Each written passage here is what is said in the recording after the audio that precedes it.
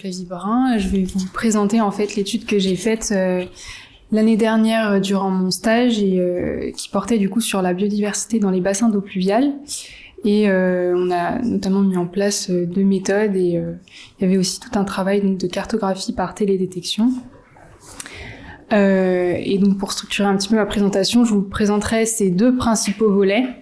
Le premier qui portait avec donc, des inventaires floristiques et faire le lien avec les caractéristiques des bassins d'eau pluviale. Et dans un deuxième temps, du coup, la cartographie par télédétection et traitement d'images drone. Et enfin, une rapide conclusion et comparaison de ces méthodes. Donc, pour recontextualiser un petit peu les objectifs de l'étude, les buts, etc. Les bassins, c'est des ouvrages qui ont été mis en place dès les années 70.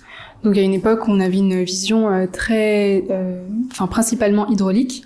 Et petit à petit, on a les questions écologiques qui ont émergé et donc qui ont été parfois prises en compte dès la conception de ces ouvrages. Et donc, aujourd'hui, on se retrouve avec une grande diversité d'ouvrages.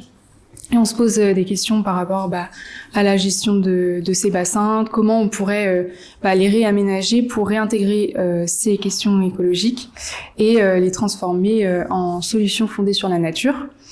Donc pour ça, d'abord, il faut se poser la question quelle biodiversité on observe sur nos bassins, notamment sur les ouvrages plutôt anciens. Comment on pourrait les transformer, les aménager, quelles méthodes sont envisageables. Et ensuite, à long terme, il faudra aussi envisager d'avoir un suivi écologique à long terme. Et donc, mon étude, moi, c'était surtout sur cette première étape de faire un état des lieux de la biodiversité sur un échantillon de bassin de la métropole. Donc, pour rappeler un petit peu, moi, j'ai défini les bassins, en tout cas, rapidement comme une dépression végétalisée ou non, dont le but, c'est de recueillir les eaux de pluie avant de les renvoyer au réseau, le retourner au milieu naturel ou d'infiltrer cette eau vers la nappe.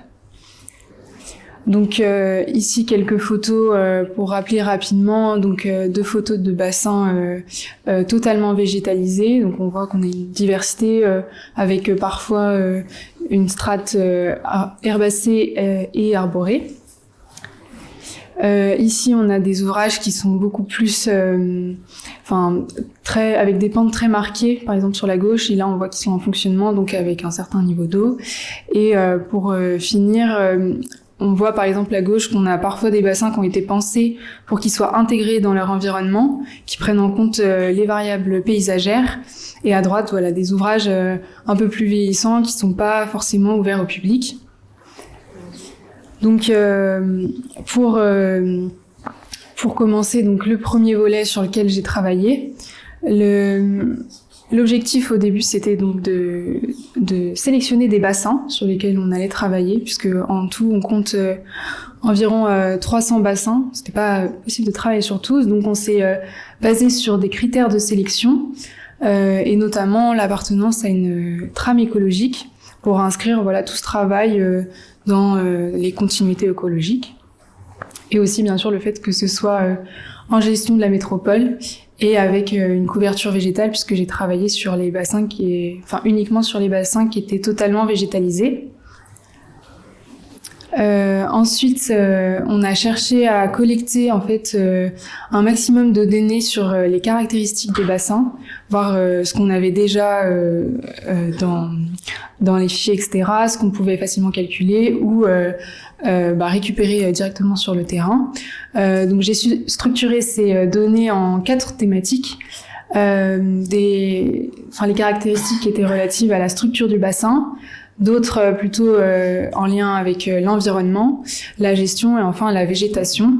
Donc c'est plutôt sur cette thématique-là qu'on a réalisé des inventaires floristiques. Et là, je vais vous détailler un peu plus précisément des variables qu'on a calculées pour caractériser l'environnement du bassin. Donc ça a été inspiré de travaux notamment qui ont été faits au Québec pendant une thèse, mais l'objectif c'était de sortir des indices qui permettent de caractériser l'environnement du bassin sur un rayon de 1500 mètres, donc pour avoir un peu une idée de la proportion de surface urbaine, agricole et naturelle. Et c'est quelque chose que j'ai fait aussi avec une couche un peu plus précise, seulement sur 500 mètres, mais qui a permis d'obtenir 6 indices qui permettent de caractériser le type d'environnement du bassin.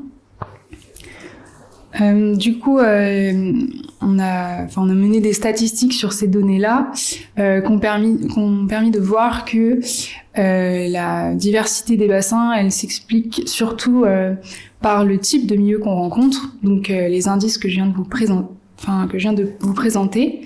C'est ceux qui montraient les résultats les plus significatifs.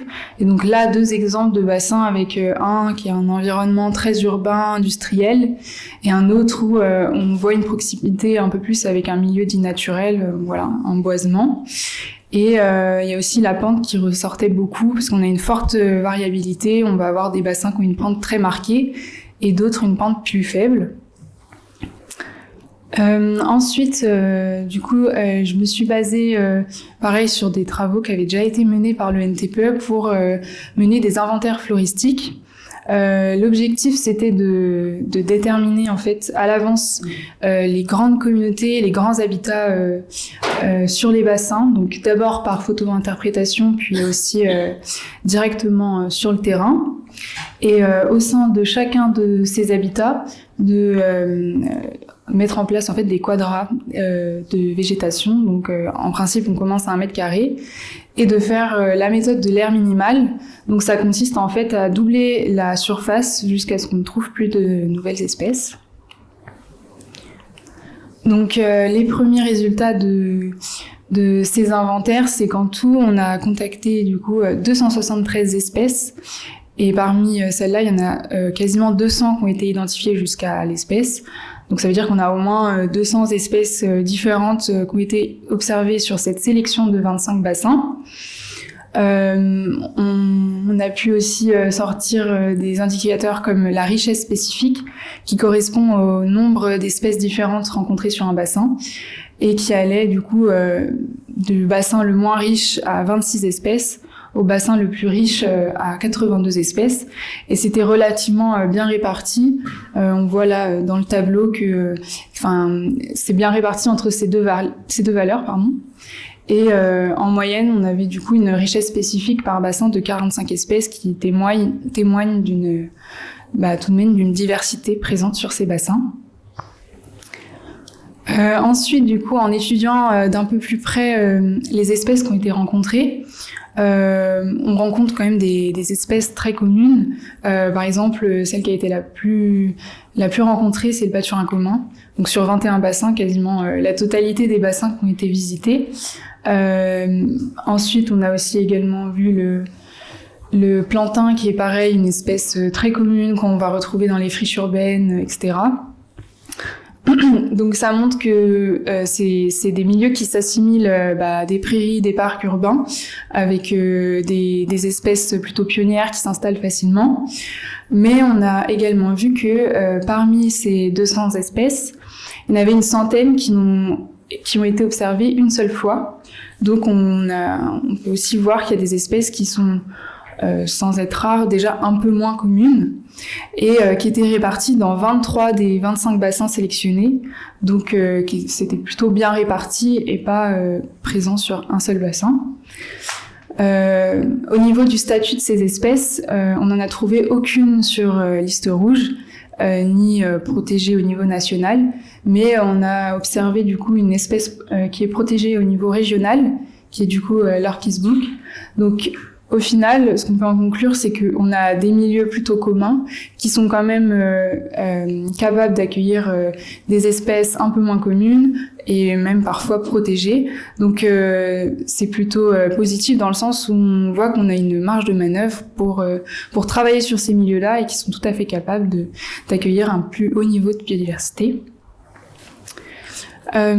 J'ai réalisé des statistiques un peu au niveau, en remontant au niveau de la famille, des familles d'espèces qui ont été observées, et on peut en fait en sortir 3 grands groupes de bassins. Donc on voit qu'on a une majorité avec un profil commun, comme je vous ai présenté, avec des familles comme les rosacées, les poacées qui sont plutôt communes. On a quelques bassins qui se distinguent puisqu'ils accueillent des espèces de la famille des cyperacées, des iridacées qui sont plutôt de milieux humides. Et enfin, quelques bassins qui témoignent d'un milieu sec et un bassin qui se distingue un petit peu des autres, mais c'est aussi lié au fait que on a étudié que 25 bassins, ce qui est plutôt faible et c'était donc peut-être un bassin qui était très différent des autres et qui s'assimile pas à ceux qu'on a étudiés. Donc pour résumer le travail de statistique qui a été fait, le choix il s'est porté sur des analyses multivariées puisqu'on souhaitait une vue globale. Et pour résumer rapidement, en fait j'ai couplé les deux précédentes analyses que je vous ai montrées. Dans un premier temps, celle qui concernait les bassins, on a vu que c'était surtout l'environnement qui ressortait, la pente. Et là juste avant, celle sur les inventaires floristiques. J'ai couplé ces deux analyses par une co-inertie dont le but c'était d'étudier le lien entre les caractéristiques des bassins et les communautés observées. Et donc les résultats montrent qu'a priori oui, il y a bien un lien et en particulier ça fonctionnait bien. On avait des bons résultats pour les bassins dont la pente était modérée et inscrits dans un environnement urbain. Après, les résultats étaient un peu moins signifiques pour les autres types de bassins, mais d'une manière générale, ça montre une tendance qui a plutôt un lien et ça rejoint aussi les résultats qui avaient été trouvés dans la thèse de Mathis Petit-Pro et donc qui vont un peu dans la même direction. Il y a tout de même du coup quelques limites et points à améliorer sur cette méthode. Tout d'abord le faible échantillon, 25 bassins c'est pas assez pour comparer aux 300 restants, mais ça donne une tendance en tout cas pour étudier les autres. C'est aussi des bassins qui sont localisés seulement sur des trams, donc on a peut-être un effet de surévaluation de la biodiversité lié au fait que c'est connecté à d'autres milieux. C'est une méthode qui est plutôt dépendante de l'opérateur, voilà les inventaires, l'identification des plantes, etc. Et en particulier, c'est pas une espèce qui permet de travailler spécifiquement sur les espèces exotiques envahissantes, sur lesquelles il y a quand même une problématique importante. Là, par exemple, j'ai mis une photo d'un spot de renouée qui a été observé sur un bassin, mais malheureusement, c'est pas tombé dans nos inventaires. Donc, il faut savoir aussi que si on veut un suivi spécifique, il faut s'attarder sur cette question en particulier. Pour enchaîner, du coup, je vais vous présenter le travail de cartographie qui a été fait par télédétection et analyse d'images drone. Donc c'est un travail notamment qui a été fait en partenariat avec l'INRAE et plus précisément Laurent Bornier du LESSEM, le laboratoire de l'ESSEM. Pour définir la télédétection dans un premier temps, c'est une méthode quand on travaille sur une image aérienne qui permet de caractériser à distance des objets en se basant sur la réflectance. Donc l'objectif, en gros, c'est de coupler deux types de données, une image raster multibande, donc avec différentes longueurs d'onde, rouge, vert, bleu, infrarouge, etc. De le coupler du coup à un jeu d'entraînement qui est construit par l'opérateur, donc qui définit des classes. Donc dans mon cas, c'était des espèces végétales et une partie de leur recouvrement, d'entraîner des modèles pour ensuite en fait obtenir une classification supervisée à l'échelle du bassin entier en fonction des classes, donc des espèces qu'on a données en entrée. L'objectif c'était, dans mon cas j'ai utilisé 3 modèles et l'objectif en fait c'était de tester 3 niveaux de complexité avec du coup le plus dur en dernier qui a été fait par l'INRAE. Ici c'est un schéma qui résume un petit peu la méthode qui a été mise en place. Avec l'INRAE, on a fait un vol drone sur le bassin qui a permis ensuite d'obtenir une image raster. Et en parallèle, sur le bassin, en fait, on récupère des positions GPS d'espèces qu'on souhaite caractériser pour ensuite donc construire le jeu d'entraînement dont je parlais, d'entraîner les modèles pour obtenir cette prédiction. Et en parallèle, on obtient aussi des données qui permettent de calculer un coefficient qui pourra permettre d'évaluer le modèle. Quelques photos du coup pour illustrer la phase de terrain. Donc là on voit qu'on a le drone et la base RTK en fait qui est reliée à une canne GPS qu'on tient ici et qui permet de récupérer la position GPS des espèces qu'on souhaite suivre ensuite pour la classification. Ici du coup je vous présente les résultats. Donc c'est une méthode qui a été mise en place sur 3 bassins seulement.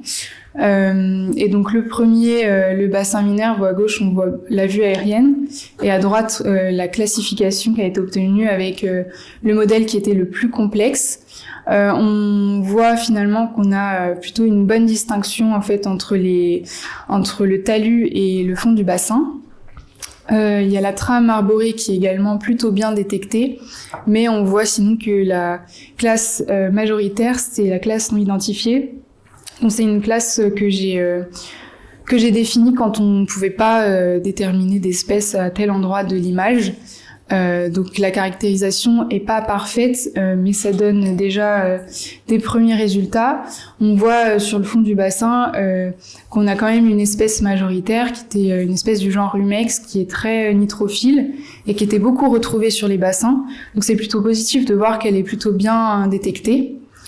Et sinon, je vous présenterai pas ici, mais on a vu que les résultats étaient plutôt cohérents avec le bassin qui était attenant et qu'on avait le même cortège d'espèces qui était relativement bien détecté également. Pour enchaîner du coup le dernier bassin sur lequel on a mis en place cette méthode qui était un bassin très différent avec du coup des talus beaucoup moins végétalisés. La cartographie du coup et la classification donnent plutôt de bons résultats. On voit bien cette distinction entre le fond, les pentes, etc. On voit aussi que parfois il y a des espèces qui ont été moins bien détectées. C'est intéressant à prendre en compte pour la suite de la méthode. Mais globalement, dans le fond du bassin, on voit qu'on a 3 zones avec une zone en eau, une zone avec une annuelle et une zone avec un mélange de l'espèce du genre Rumex dont je parlais avant. Et l'ortie qui est également une espèce très nitrophile et ça permet de caractériser à distance d'une façon assez simple le fond du bassin. Et on voit après, sur le résultat de ce bassin que les talus sont un petit peu moins bien, les hauts de talus, sont un petit peu moins bien caractérisés. Donc ici j'ai mis un tableau qui permet de résumer un petit peu, qui présente les coefficients dont je parlais pour chaque bassin et pour chaque modèle. Donc c'est des coefficients entre 0 et 1 qui permettent d'évaluer la force du modèle. Et plus on s'approche de 1, plus on a un modèle qui est parfait. Donc le modèle à privilégier, c'est le plus complexe qui donnait vraiment de plutôt bons résultats. Faut aussi savoir que du coup c'était le plus difficile à mettre en place, qui nécessitait un peu un matériel adapté, un certain temps de traitement, et que les 2 premiers modèles étaient donnaient des résultats moins fiables. Donc de la même façon, quelques limites et points d'amélioration. C'est une méthode qui a été mise en place que sur 3 bassins, puisque c'est la première fois qu'on faisait ce genre de caractérisation sur des bassins d'eau pluviale. Donc le but aussi c'était de tester et de voir quels résultats on obtenait.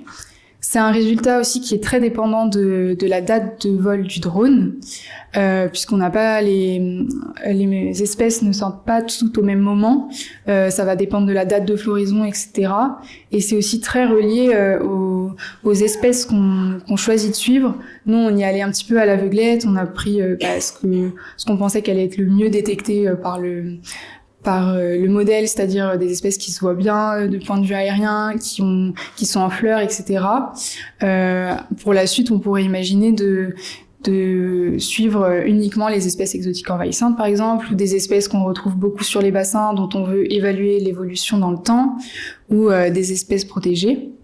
Ensuite, sans rentrer dans les détails, les résultats sont aussi très dépendants des paramètres du modèle.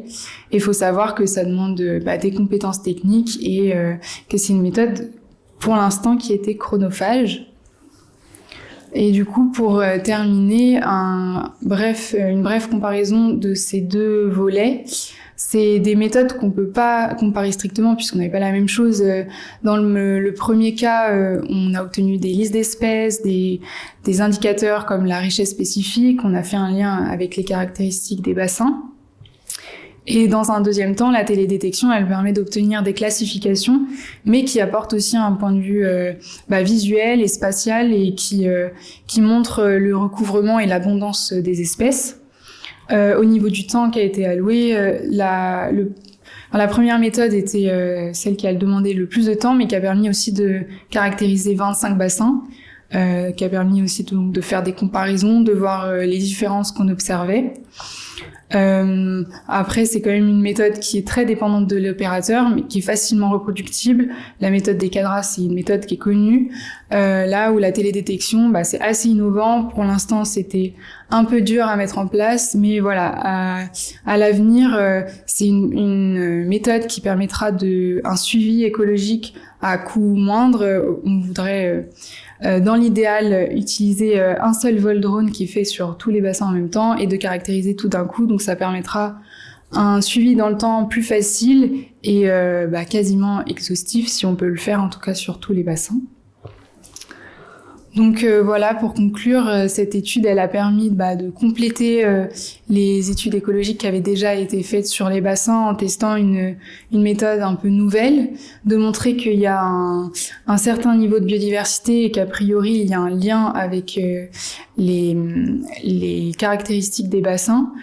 Ça a permis aussi de voir que ça rejoignait les résultats qui avaient déjà été observés et que les tendances sont plutôt d'un côté positif.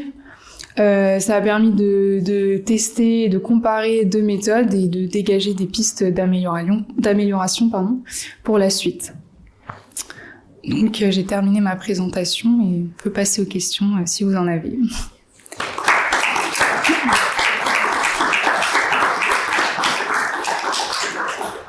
Merci beaucoup. Alors, on va prendre quelques questions dans la salle.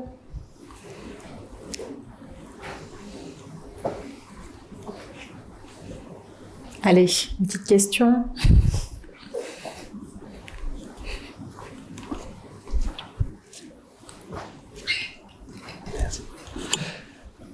Bonjour, Patrick Roche, conservatoire d'espace naturel. J'ai un sujet dans les tiroirs avec un suivi drone à réaliser.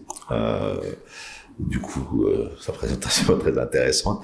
Est-ce qu'il y a des limites sur le nombre d'espèces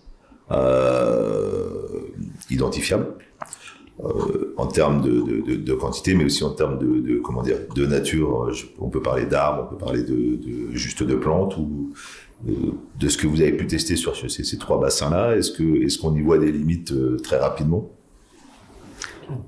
Du coup, c'est vrai que nous, là, c'était que le côté végétal et on a pu voir effectivement des différences. Je dirais qu'il n'y a pas forcément de limites, mais c'est vrai qu'il y a des espèces qui sont très petites et très difficiles à caractériser. Le vol, il s'est fait à environ 20-30 mètres de hauteur. Donc même si on a une résolution qui est très fine, une espèce qui fait quelques centimètres ressort pas forcément très bien. Donc là-dessus, c'est sûr que la taille et le recouvrement de l'espèce va jouer. Et au niveau des arbres aussi, le fait d'avoir une résolution très fine, finalement, ça a apporté un peu de bruit et c'était difficile à caractériser comme un objet. Donc c'était dur aussi de gérer la différence entre les deux strates et le niveau de précision. Okay. Je sais pas si ça répond à la question. Oui, c'était vraiment une question de taille et de précision, mais a priori, plus on a répertorié d'espèces, plus les modèles qu'on va entraîner derrière, c'est intéressant et vont être précis. Mais c'était là où on était à la limite, parce que sur toutes les espèces, il y en avait une centaine où on a été jusqu'à l'espèce. C'est ça, le reste, on était resté au niveau de la famille. Et après, l'autre gros problème, ce que dit Chloé, c'est... oui, je dis Chloé. Oui, Flavie, oui. C'est la problématique de la résolution, ouais, où il faudrait sûrement peut-être faire un pré-traitement au niveau des arbres, parce que ça allait jusqu'à la feuille, et c'est vrai qu'on avait du mal à voir, oui. Et aussi, je voulais ajouter...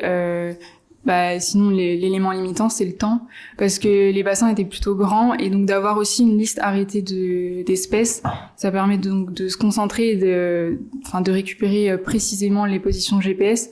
Là où sur les premières sorties, on a essayé un peu tout prendre, les points étaient un peu déséquilibrés selon les parties du bassin. Donc, je trouve que partir avec des premiers objectifs, si c'était à refaire, une liste d'espèces en tête, c'est bien aussi, quand on connaît déjà ce qu'on a sur le bassin.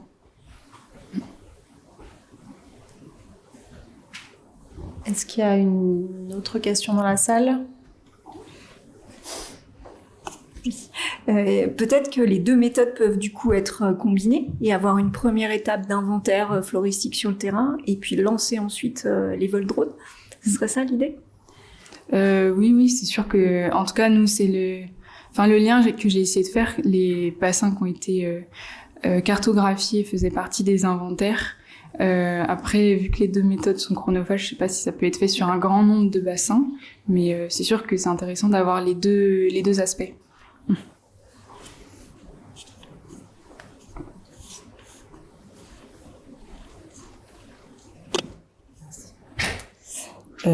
Quel est l'objectif final de cette étude ?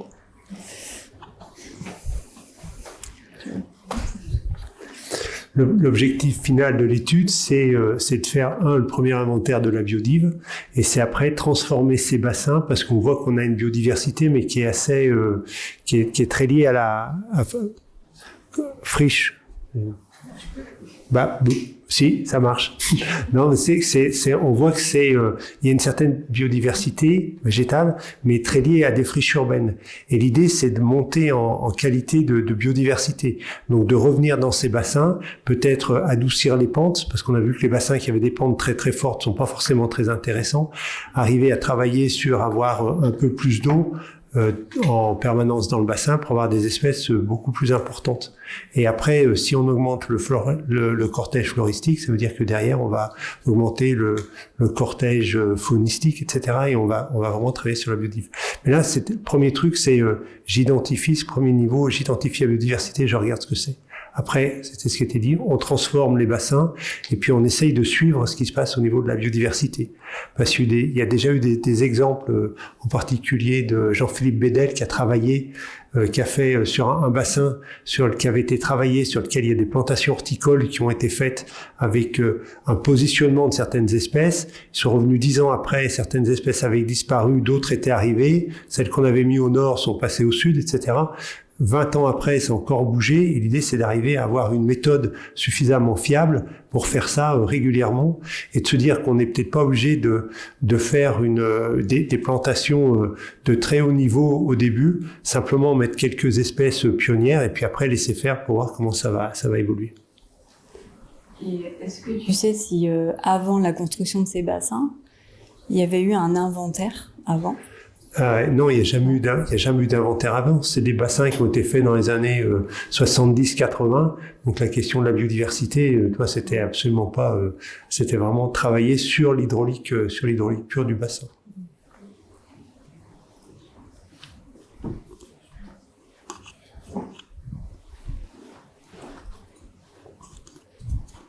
Pour continuer dans l'exercice des étapes suivantes, vous avez déjà réfléchi à des réhabilitations ou à des méthodes. Tu parlais de pente, de mise en eau, de champs comme ça. Est-ce qu'il y a également pardon, du coup je perds le fil. C'est bien joué ça. Est-ce qu'il y a eu déjà une réflexion par rapport à la réglementation ou aux contraintes de maintenance de ce type de bassin ? Alors, est-ce qu'il y a eu des exemples ? On a fait une journée il y a 2 ans. Ouais. On a trouvé quelques exemples de réhabilitation de bassins anciens. Il y en a pas beaucoup. Donc, on est en train de travailler là-dessus. Il y a est-ce qu'il y a des exemples ? Les limitations qu'on trouve aujourd'hui quand on fait de la réhabilitation de bassins. On parlait à midi, par exemple, de bassins autoroutiers, avec les contraintes liées à la pollution, à la gestion de la pollution chronique ou accidentelle. Et du coup, comment on arrive à switcher, à parler biodiversité, ça va générer des contraintes pour la maintenance. Oui, alors on n'en est pas encore là. La question de la pollution, il y a du suivi depuis très longtemps sur les bassins de l'Est lyonnais et on voit que c'est pas une problématique, cette pollution. Ce qui risque de passer, c'est qu'on va transformer les bassins, on va ramener de la biodiversité, on va ramener des espèces qui vont être super intéressantes, protégées, etc.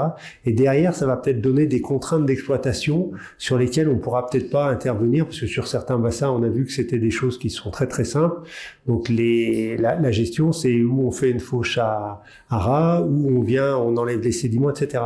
Ça veut dire que derrière, quand on en sera à ce niveau-là, il va falloir réfléchir sur mettre en place des vrais plans de gestion, et pas des plans de gestion hydraulique, mais des plans de gestion hydraulique et des plans de gestion sur la biodiversité, avec des périodes de fauche, des endroits, des bassins qui seront peut-être fauchés tous les ans, pas tous les ans. Mais ça, je crois que c'est des choses qui ont déjà été commencé à réfléchir, à travailler au Québec sur des bassins sur lesquels il y avait une biodiversité importante, avec peut-être une première année où on fauche d'un côté du bassin et l'année d'après on fauche de l'autre côté. Enfin, tout ça, c'est à mettre en place. Hein. On est un peu en train de défricher.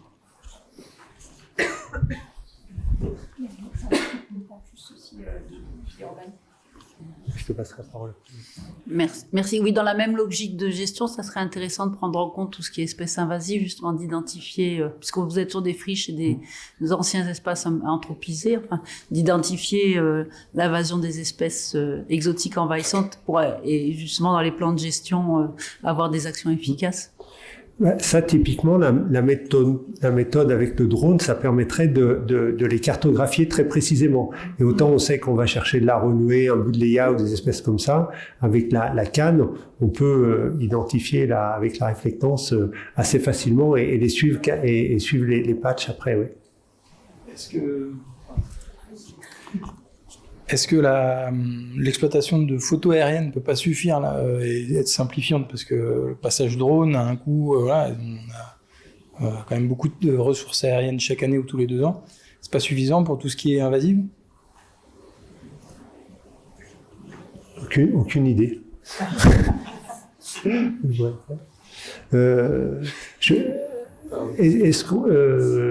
Oui, mais ça voudrait dire qu'il faudrait qu'on fasse de l'analyse d'image et de la reconnaissance, et je suis pas sûr qu'on ait ça, et ça risque d'être très large, pas suffisamment précis, et il faudrait peut-être qu'on se pose la question là-dessus. Oui, au niveau de l'OTU, on se posait pas mal de questions. On a fait des suivis drones, comme le disait Hervé avec Jean-Philippe Bedel, avec une cartographie moins fine que celle de Flavie, avec des zones simplement de végétaux. Et on avait comparé avec de la photographie aérienne, mais il fallait un nombre de photographies pour qu'on soit calé énorme. Et en termes financiers, c'était très compliqué. Voilà, à obtenir ces données-là. Oui. Il y a des histoires d'images infrarouges, il me semble. Enfin, il y a les images infrarouges qui sont des fois intégrées à la prise des photos aériennes et qui permettent d'affiner. Enfin, j'avais cru comprendre que dans des inventaires forestiers, ils arrivaient à exploiter et à avoir des. Alors c'est pour de l'arbre, hein, peut-être, c'est peut-être pas assez fin pour. Mais encore que le buddleia ou la renouée sont quand même des spots souvent assez visibles. Et ben, ça fera partie de tes prochaines missions.